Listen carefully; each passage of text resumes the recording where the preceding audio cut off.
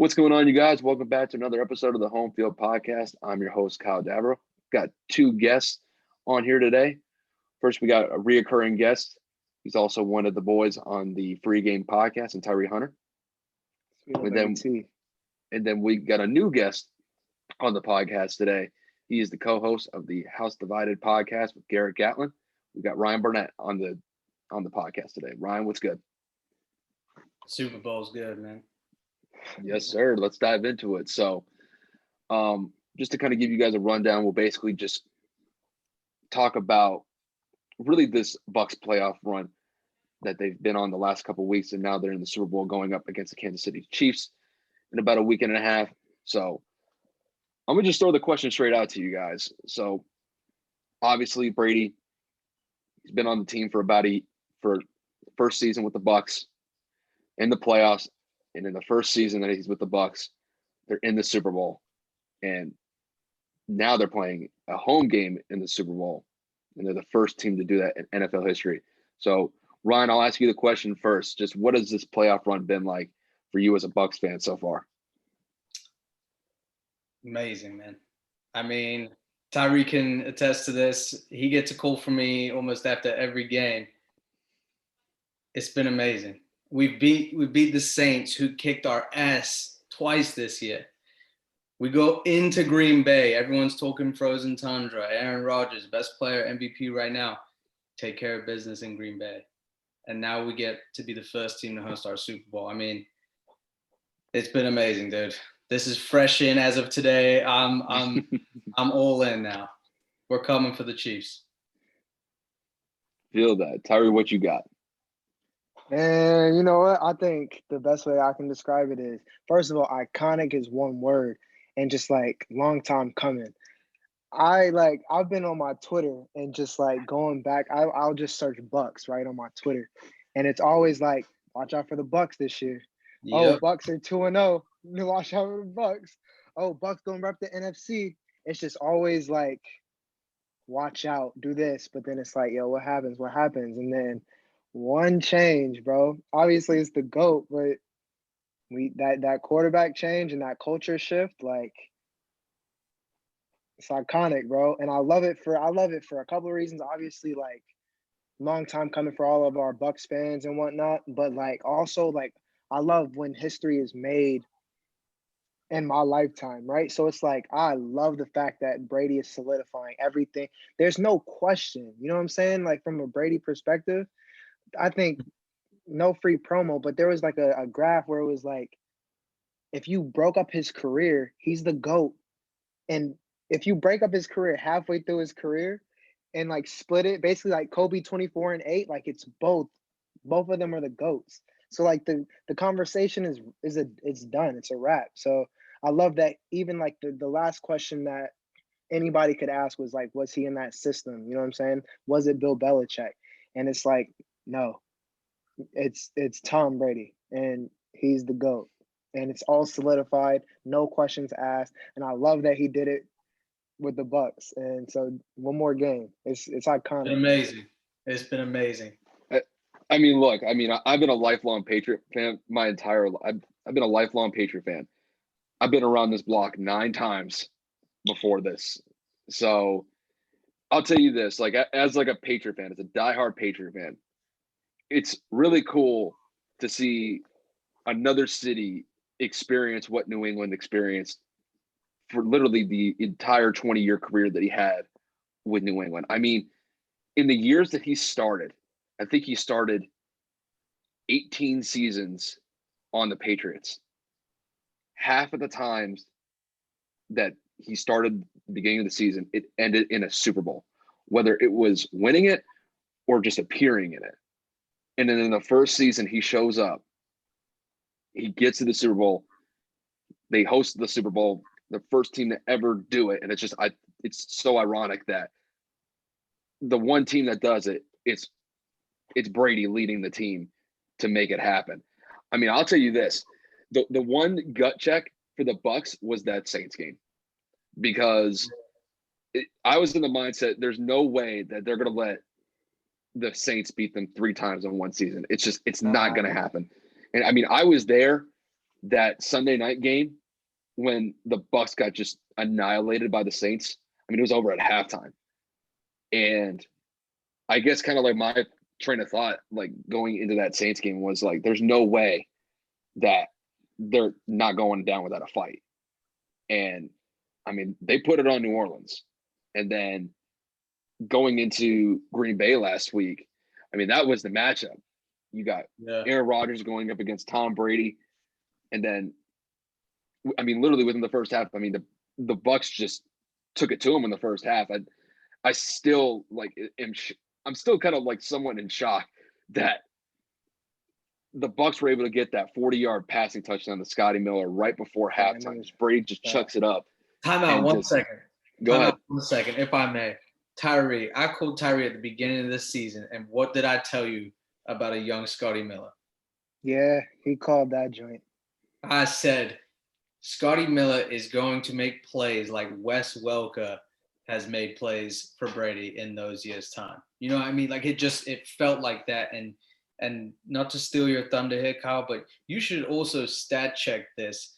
Check out the success while Brady was in New England of the Bruins, the Celtics. Like, look at Tampa this past year in sports. Tampa Bay Lightning, Rays, and now the Buccaneers. Like, he just it's the city, bro. Brings success everywhere he goes, man. And not to everybody knows I'm a LeBron fan, but LeBron talks about this where it's like, how do you cheer for the Dodgers and you're from Cleveland? He was like, nah, you got to respect the whole city because it's all one fan base. You know what I'm saying? So it's like you energize the whole city when you come there and respect them and give props where it's due. Like, it changes everything. And so like it's a culture shift. Like, it's huge. That's why they're so like, when LeBron leaves Cleveland, like the whole economy goes down the tube. Like, these people stunt the whole economy. Like, I'm getting too deep into things, but it's respect, and that's real, Church. Yeah, I know when Brady was in New England for the 20 years that he was there. I mean, obviously the Patriots won 6 Super Bowls. The Boston Red Sox, I believe they won 3 World Series while he was there, and then the Bruins probably won 2 or 3 Stanley Cups. I believe they won 2. They went to 2 finals and then they won 1. They won 1, and that was the first time they won a finals since the 80s. So doesn't even have to look it up. He knows it like that in the back of his head. I mean, the thing is, like, the one that kind of trips me up a little bit is the Boston Bruins, just because I'm not that big of a hockey fan. I'll kind of loosely pay attention to it, but I know from like they had a stretch from like 2010 to about 2015 or maybe about 2016 where they were either in the Stanley Cup Finals or they won it. So, you know, that's just kind of from what I remember. Let me attest to 2 things here. I'm not going to pretend that like I'm a Lightning fan or a Rays fan. Like I'll watch the games, obviously, when they're in the final, if they make the final, you know what I mean? But just to see that city name breathing success everywhere they go, like, it's just, it's a great feeling to have as a city. Like Tyree's saying with LeBron, he does that. You know what I mean? Like, what was it? The Lakers and the Dodgers.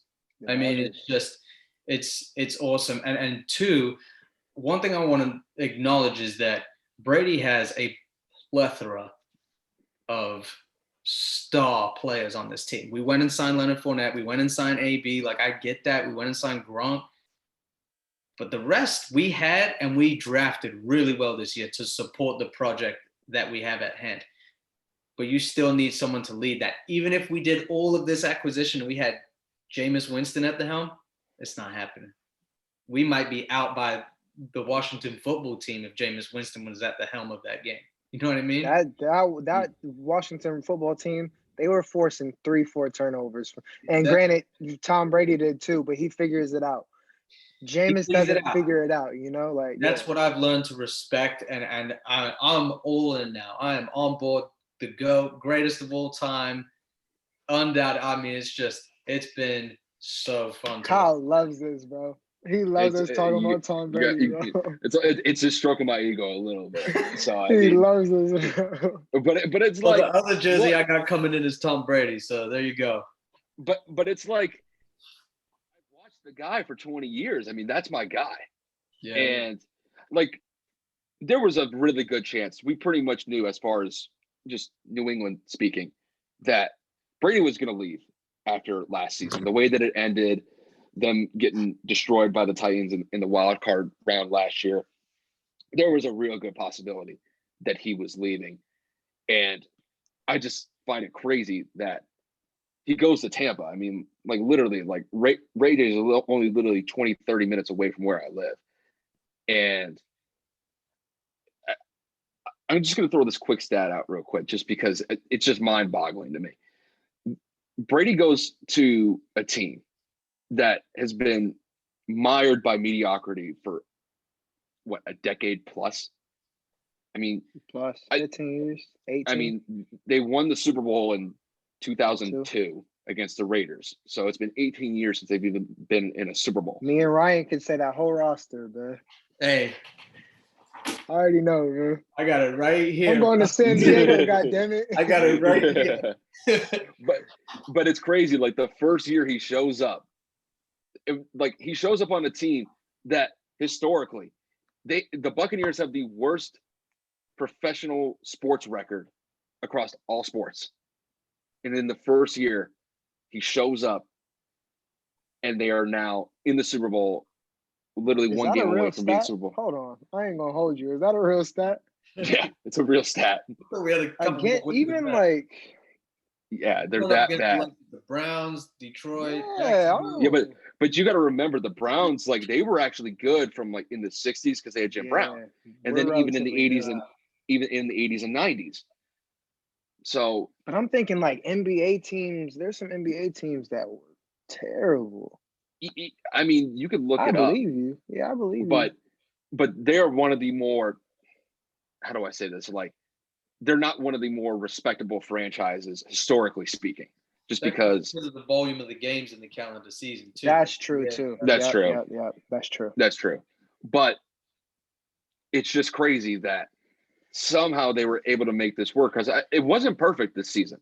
I mean, there was a point where they were 7-5 and they had to go somewhere, and they end up winning, I believe, like the last 4 out of the last 5 games. I believe they won like the last 4 games of the season, finished 11-5. And then they go on the road in all 3 games. First one against Washington, second one in New Orleans, third one against Green Bay. I mean, you're going up against Drew Brees, who's one of the best quarterbacks of this generation. Aaron Rodgers is in that same category, and they're able to get by them to get to the Super Bowl. Talk about. I'm not. Kansas City is Kansas City, but talk about the road. Assuming, I know I'm not going to jinx it or anything, but let's say they pull it off. Look at the path, you know what I'm saying? Like, just from a storyline perspective of what we're going to have to do. Like, go against, the only person that they can even can say is better. Victory. You're saying it's ridiculous, storyline wise. Rodgers, Breeze beats the kid Mahomes, and then Mahomes. You know what I'm saying? Like just the storylines of that. I get like it. the old versus old, then the old versus who they say has been better than you this whole time, and then the only person that they think can even surpass Brady at this point is somebody who they have to say their trajectory is better than Brady. He's not even better than Brady, but it's like what he can do. You know what I'm saying? Like the storylines of that. Yeah. I mean, the potential is there. Like the best way that I could really describe this, just to kind of throw an NBA analogy or basketball analogy, it's honestly, this is like Jordan going up against LeBron. Like imagine if Jordan kept playing and was actually still dominant even at the end of his career, and going up against LeBron in the first couple of years of his career, just because pretty much everybody acknowledges that Tom Brady's the greatest of all time. But then you're crazy. But Patrick Mahomes, the way that he started out his career, I'll be the first to say it. Nobody at the quarterback position has had a better start to their career than Patrick Mahomes. He has been lighting it up as soon as he got that starting job in Kansas City. But I could tell. Go ahead. Didn't Brady do the same thing? Brady, think about it this way. Different. Brady is and will be the last and best to ever do it pocket passer we're going to see. And we're going up against the new age of QB where they got to have mobility now. I mean, Rodgers, I learned it this weekend. He loves to go on the run and find that pass to the slot receiver, whatever. I mean, Tom Brady could go out with an absolute bang. I think even if he wins it, maybe he's done. I know he said he wants to do another year, but I mean, the title with this and Brady and Mahomes on the line, I agree. Everyone is acknowledging greatest, the one who could surpass him. You know what I mean? It's going to be amazing, man. That storyline is crazy. Now, I'll even go a step further. If Brady wins this one, he gets another Super Bowl MVP on top of it too. It's no longer just a conversation about he's the greatest football player that we've ever seen. It's the greatest. I'm talking about, is he the greatest team sports player that we've ever seen? It goes past football. It's really like, are you Jordan? You know what I'm saying? Are you Jordan or are you, I don't know who the soccer person is, but it transcends football at that point. There's very few people that I could even think that are worthy of like that discussion. I think if you look worldwide, like you got maybe what? Pele, Messi, and then like Brady and Jordan. Let me throw in Ronaldo real quick. Ronaldo could top that list. Fair enough.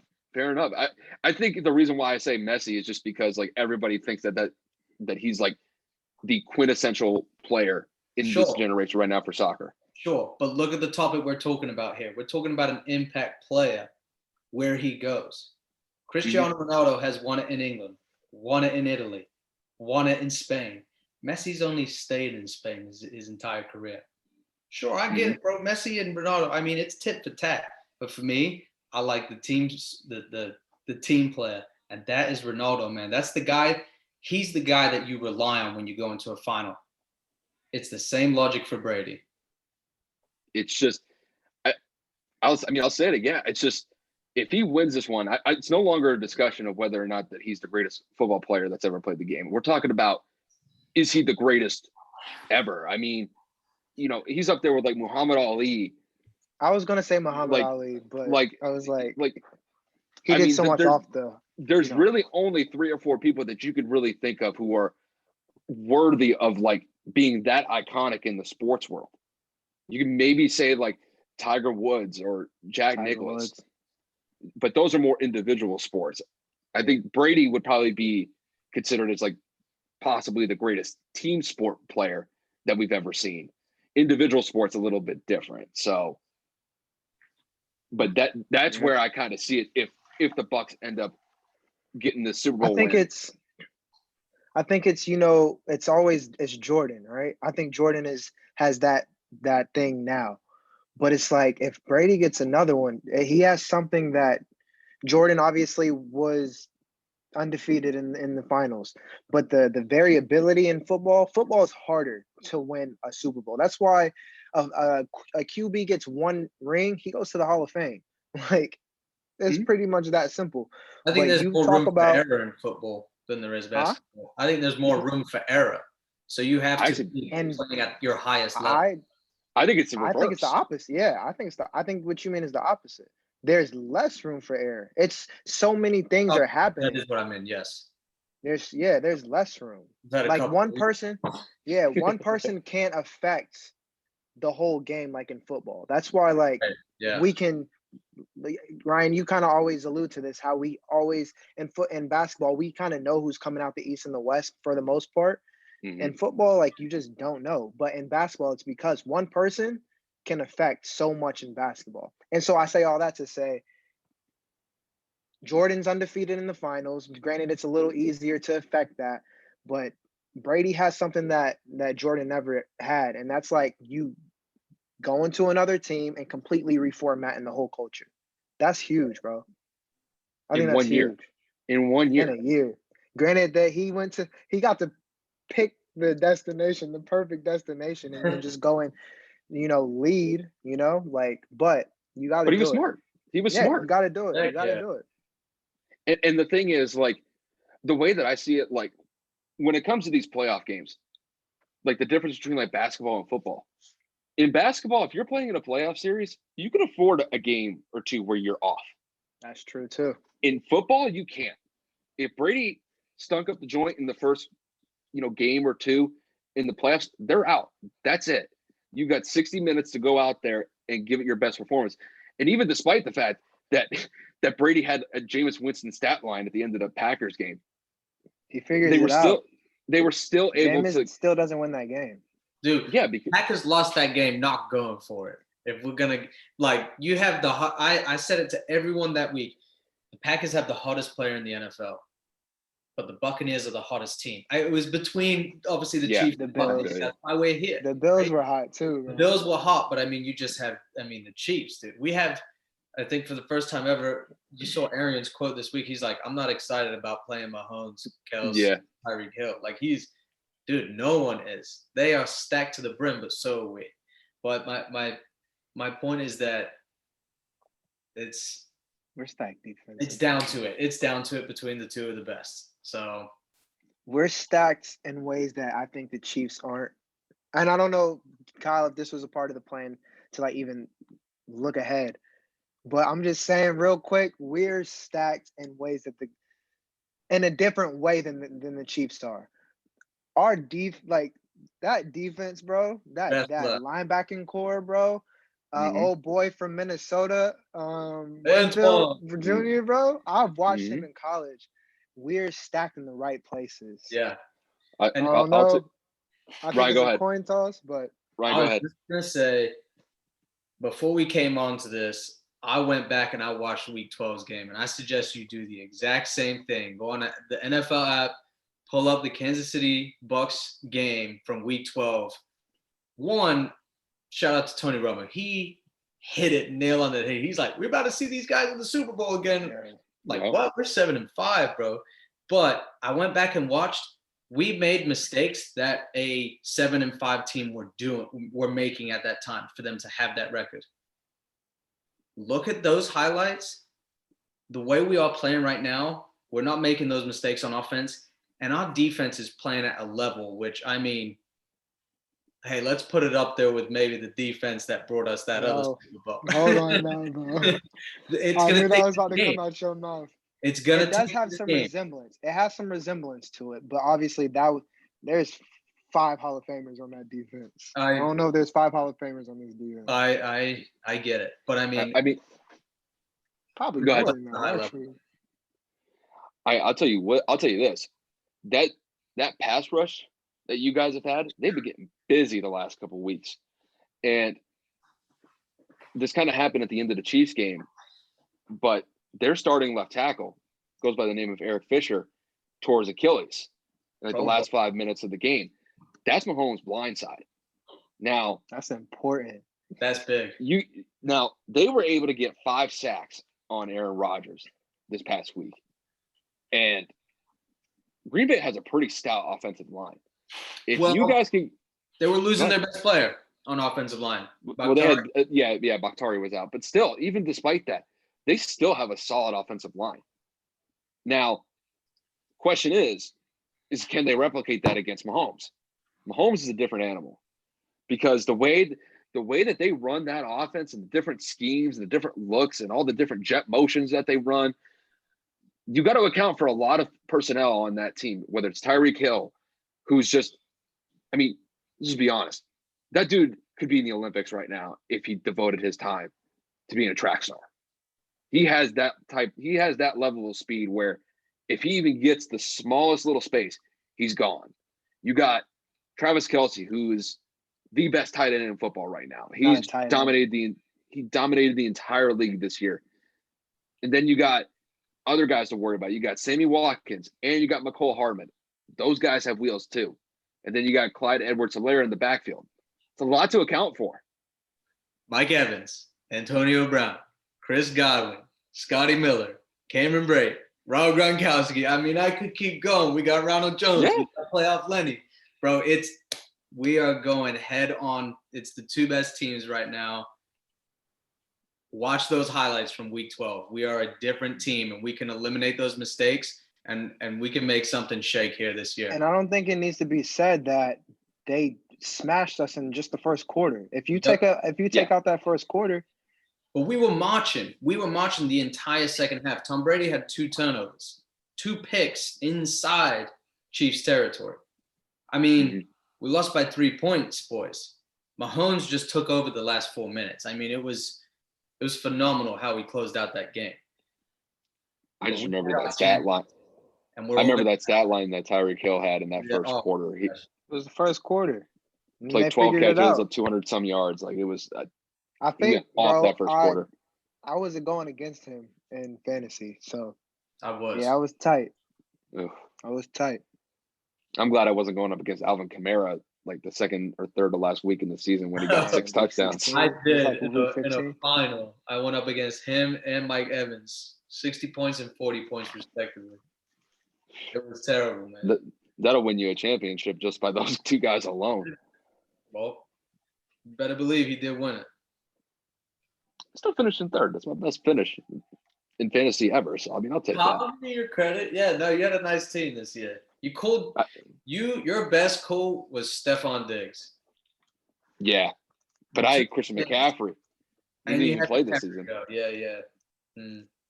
It's just, I'll tell you what. The biggest pickup that I made was a game against Hayes. I picked up Jacoby Myers when he played against the Jets. That was the one game where Cam just threw it to him. He had like 12 catches for like 150 yards. He got me 27 points. And I think Hayes had New England's defense, and they gave up like 27 points to the Jets. So I needed Jacoby to go off, and I needed a little bit of help for the Patriots defense. I needed them to give up like at least 20 points, and they ended up doing it. So I won that game by like 3 or 4 points. But that was the slickest pickup that I made the entire season, which Jacoby Myers going off for like 12 catches and 150 yards. I give you your props for Stephon Diggs. That's who I give you your props for, because that was a great call. I mean, him and Josh Allen, they're not going away. They're here to stay. My question, who is someone that always pops off on you in fantasy? Like no matter when it is. Because I'll give you mine, for example. Bro, I play Derrick Henry every time he hits 200 yards. Every game, Derrick Henry has 3 touchdowns, 200 yards. Like, I always play him that week for some reason. I think for me, it'd be Mahomes.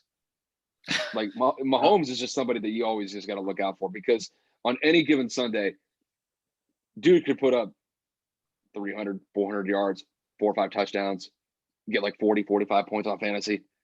And he could do it, honestly, in like 3 quarters, because the way that offense runs, they almost kind of remind me of like Golden State. Like the way that offense clicks, when they score quick. So if they have any sort of deficit, you could basically like essentially cut it in half, because they might have a 10-point deficit, but to them it's really more like a 4 or 5 point deficit that they thrive. It's like they thrive when they're behind. It's like they get off when they're behind. They were down 10 points against the 49ers last year in the Super Bowl, and then they scored 21 points in the fourth quarter. Wasn't it 34-10 with old boy last year? Deshaun Watson? I think it was like 21-0 or like 24-3 or something. Like, and they came back them at one point. And then they came back in the first half. That's the thing that messes with psyches. I'll tell you, that's the one thing that the Bucs got to watch out for in that Super Bowl, is even if I'm just saying hypothetically, if the Bucs have a lead, they can't act like they have it. Yeah, bro. I feel like I've been watching great football the past few weeks. I have watched obviously all the games over the years and stuff, but it hasn't been my team, so I'm heavily invested, obviously. But there are 2 ways we win this game. First one, which we have done perfectly, close to perfect, or at least the last 2 games. You win the game on 3rd down. You convert on 3rd down, which we did. Like, we converted a couple 3 and 8s, 3 and 7, or 3rd and 7, 3rd and 8. We converted that, and we just took over. I start watching the clock in the first quarter now, bro. I'm always watching. All right, take it away. Take away the time. The second is if you turn the ball over, if you, the offense, or fumble or throw an interception, your defense better make it equal, or not, if not take over the turnover possession game. You know what I mean? We demoralized the Saints. If you watch the highlights of that game, we took over the fourth quarter. It was still close the entire way through that game, but we just dominated them with 2 turnovers in the fourth quarter. If we can pick off Mahomes or rattle him a little bit with a couple sacks, and we win the game on third down, the Bucs will win the Super Bowl easy, because we have, I think, the better team defensively, and we are clicking on offense right now. So again, we're coming for the Chiefs, man. I can't say it enough. I'm over the moon. I gotta stop because I can go. Totally ready for you, baby. Yeah, I'll tell you what, be in the city. You feel me?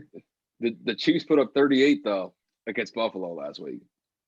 Don't What's your care. point? Not against this game. I'm just saying they're humming too. Nah. I'm just saying, like, the offenses here are explosive. I mean, it wouldn't shock me, like, if both teams put up at least 30 plus. Like, it wouldn't surprise me if, like, the total points We're scored gonna in this have game to put up 30. is like 70 some points in this That's game. what you We're gonna want. have to put It's up a 30. Super Bowl. You want that? We're gonna have to put up 30. Yeah, and But the thing is, like, against Mahomes, you're gonna have we to. can do it. Yeah, but I feel like we can. I feel like we can see, like, I don't get too crazy into the X's and O's, but it's just like storylines, right? I feel like we can get a stop. You know what I'm saying? I think I would put money on Tampa, and I'm obviously a little biased. I think we can get a stop before Kansas City gets a stop. I think if offensively, like, we're not as we're not as lethal as Kansas City, but I think if we need to get a stop, we can get a stop. And I think that's how you win games. Urban Meyer always says if you can get like 3 to 5 stops in the college game, like, you're gonna win. So, like, can we do that? I don't know. I think we can. We can, because we did it against Washington. Like, there are significant stops inside our own 10. Yeah. In the game against Washington, the Saints, and Green Bay, bro. We made significant stops. You have to get stops. In the game against Kansas City, they had the first drive of the game was phenomenal. Tyreek Hill, first play of the game, Tyreek Hill, like 35-yard pass. And we held him to a field goal on like the 2-yard line. We can do that. And I agree with you, Tyree. I don't think the Chiefs have it in them to do that against us.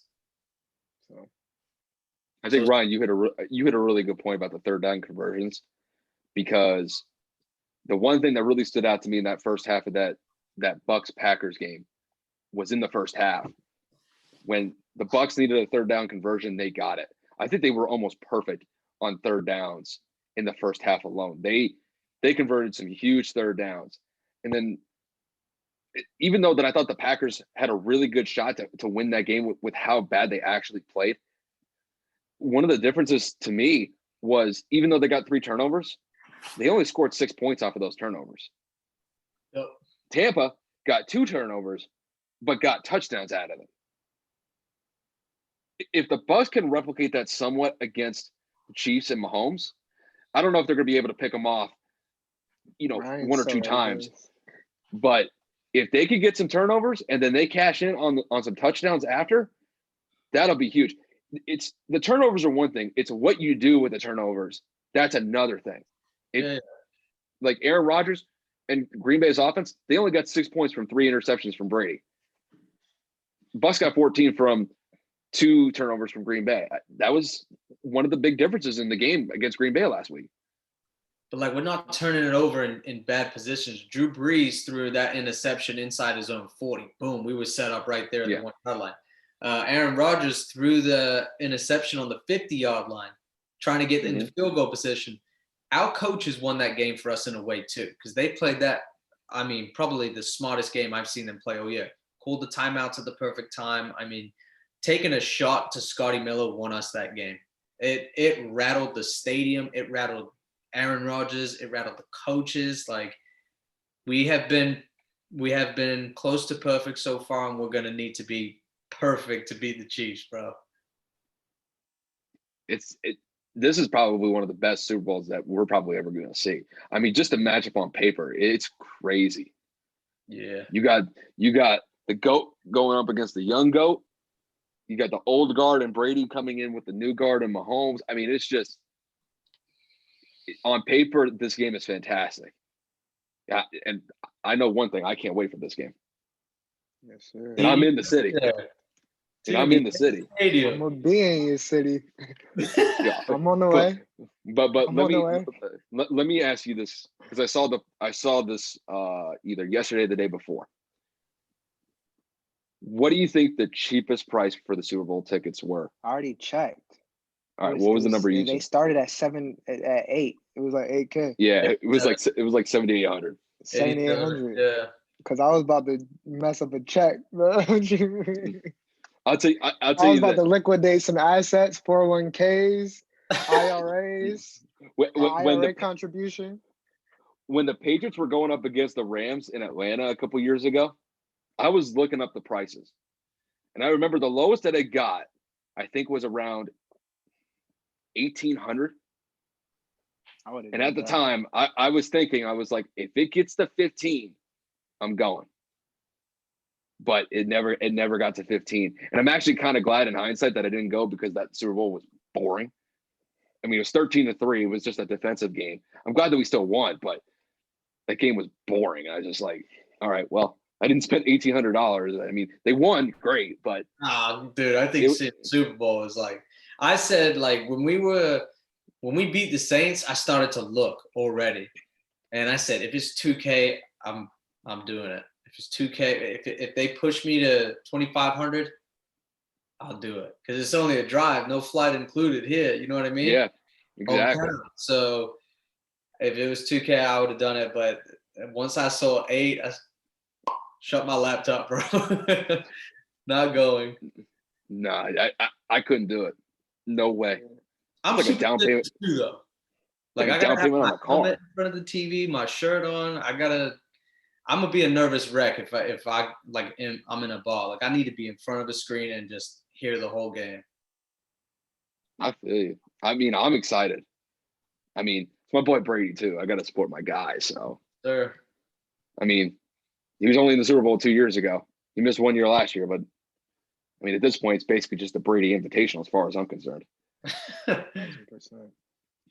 But we'll switch gears here. Unfortunately, it's not not the best segue, but this is the 1 year anniversary of the passing of Kobe Bryant.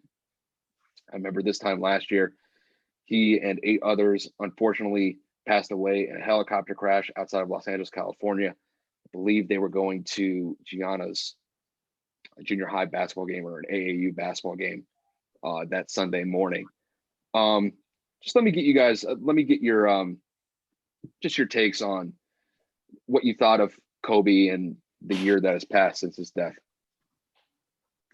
Should I go first? I'll go first. I'll tell you what, it seems like it's obvious, the cliche stuff, like it doesn't seem surreal because it literally doesn't.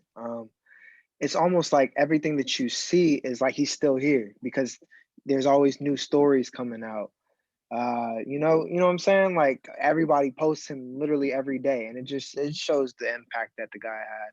He was a walking legend, a living legend. And I think, everybody talks about like giving flowers and whatnot. Like he had his, and I'm glad he did. And you see the reverence and the respect that everybody had for him, and it's rightfully so. He was a competitor that literally he became. There's almost, how like he became a verb, like when you shoot, and Yeah. they're like Kobe, like he became a verb, but he also is like literally like a mindset now. Like people teach that, like people to have the Mamba mentality. So he became like nouns and verbs and subjects. Like he'll never die, like just because of like what he did like while he was here. So RIP Cole, man. Real quick, last thing, real quick. I just remember when we lived on Miami Boulevard, and we had the little the card because we were playing 2K a lot, and I used to tell Gene or Meech or one of them, man, where I would be playing with the Lakers, and I would always say, if y'all better not let me be within 5, and I got Kobe. Like if I'm within 5, it's a wrap. Like I'm gonna win. Like, and that was I think about that a lot. So RIP to Kobe, man, and everybody else that was on there. So Ryan, go ahead. A legend, simply put, a legend, and legends are forever. I've known you guys for what 6-7 years now ongoing. I can hold my own conversation in basketball. You know what I mean? I'm not going to state that it was the sport that I watched growing up. Obviously, the sport I watched was soccer growing up. The guy had an unbelievable impact on the game of basketball, of course. But right up there with that was his impact on soccer teams, soccer players. Like, I mean, I've seen so many posts today just from David Beckham, Neymar. I mean, there's so many players that, like Tyree was saying, the Mamba mentality is something that they were probably watching growing up. You know, they found a love for basketball in their way that they can relate it to soccer. He was a legend of many games, man. Many games, many lessons, many things in life that you can relate to. And honestly, every single one of them is about taking the step in the right direction in life. And that's what he did. And RIP. RIP to one of the most influential peoples that this world has ever seen. Well said. For me, I mean, that was the guy that I idolized growing up. Kobe was the reason why that I got into basketball in the first place. It's simply just because I had heard of Jordan, but I never saw him play. I was too young for that. But the way that Kobe played the game, just the swagger, his confidence, and just his ability to never give up. Those were something that I really admired and appreciated, especially now, because, I mean, don't get me wrong, the players that are in the league now, they're great. They're fantastic. But sometimes every now and then they loaf. They may take a couple possessions off. They may take a series off where, they're not giving it 100%.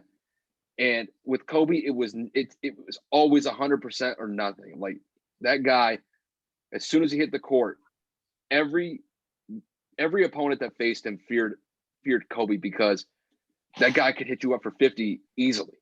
I mean, Jalen Rose knows all about that all too well. So, I mean, the way that I see it, it's just, I'll always cherish the memories. I'll always cherish the successes that he brought to the Lakers, just to the whole LA area. I mean, the guy's a legend in LA. I mean, that guy is immortalized there. But not just that. I mean, he had a worldwide impact. I mean, he was single-handedly the most popular player in China. I mean, when you garner that big of an international following, and Ryan, like to your point, where he also had somewhat of a soccer influence as well. He grew up in Italy. So he grew up in kind of a soccer environment when he was first growing up. So he knew that culture that was associated with soccer to a certain point when he was younger. But just his mentality was just something else. That he went beyond a lot of limits that I couldn't go past. I mean, that guy went out on a torn Achilles, shot 2 free throws, and then walked off the court with no help. I mean, and I think that game, he dropped like 35, and they were playing against Golden State before Golden State went on their run. So, I mean, the guy was amazing on the court. I think really the only sad part was that he was never able to live out that second chapter in his life that he was just starting to begin. And you're just crushed for Vanessa and the girls, just because he was finally at a point in his life where he could dedicate more time to his family and to his daughters, especially Gianna. Gianna was probably on her way to being in the WNBA within, probably less than 10 years from now if she were still here. And it just sucks. Like, I always remember there was this one family portrait that they had. It was around Christmas time, probably a couple months before Kobe passed away, and they just looked so happy, just all of them in that Christmas portrait, and it crushes me every time that I see that photo, just because it just looked like Kobe was just so happy in that point of his life, and to pass away at 41, I mean, that's so young. I mean, as far as basketball years go, that's pretty old, but as far as just a lifetime goes, I don't even think he was halfway through. So, I could go on and on about the impact that Kobe had on my life, but he was an icon in every sense of the word, as far as I'm concerned. Agreed. 1,000%. But yeah, R.I.P. it's just Cole, man. it's tough, man. Like, apparently, what did I see? Apparently, if you actually look up, I don't know where you can look this up, but I saw that apparently in hip hop songs, there are more references to Kobe Bryant than there are Jordan. And maybe it's just because of the timing, just because now that hip hop is just more prevalent than it was back in the 90s, just the accessibility of it all. But yeah, I mean, the guy was able to transcend across the board, as far as I'm concerned. The guy was just in a different stratosphere in that regard. But 100%. but with that said, you guys got anything else that you want to hit on before we wrap this up? That's all I got. Yeah, the Bucks are gonna win the Super Bowl. There you go. Thanks I for like having it. me, Kyle. I know you real superstitious. That's why I even teetered that line of if they win, you so superstitious, bro. I can't believe you even said that. I mean, I'll probably give out my predictions next week. I mean, this is the bye week for them anyway. So I need to see if I need to see if AB plays. If AB plays, it changes things. He's He's back. playing. Winfield is back. AB is back. KC get Le'Veon. KC gets Sammy Watkins. I mean, I don't even think they need Le'Veon. Le'Veon hasn't really been doing anything since he's got there anyway. Yeah, I agree. I just think if you think about it, bro, and you stack us up, I think we are fairly even.